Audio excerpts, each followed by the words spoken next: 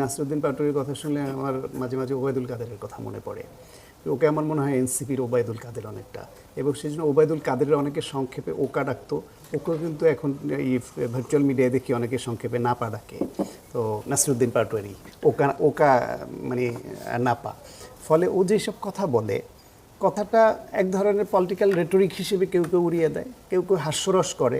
যেমন বিএনপির মৃত্যু ঘণ্টা বেজে গেছে, বিএনপি 40-50টার বেশি আসন পাচ্ছে না, হা ভোটে বিএনপির জন্ম, না ভোটে মৃত্যু, এরকম সব বাণী দিয়েই যাচ্ছে।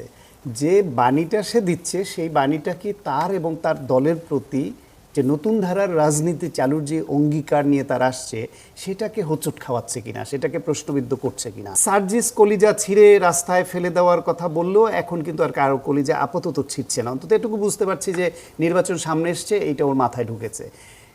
নির্বাচন পরিচালনা কমিটির প্রধানের দায়িত্ব নেওয়ার পরেও যদি নাসির পাটোয়ারির যদি এই বোধটা না আসে যে সে ওবায়দুল কাদেরের মানে একটা রেপ্লিকা হয়ে যাচ্ছে অনেকের কাছে, সেটা ভালো হচ্ছে না, রাজনীতির জন্য ভালো হচ্ছে না, এনসিপির জন্য ভালো হচ্ছে না।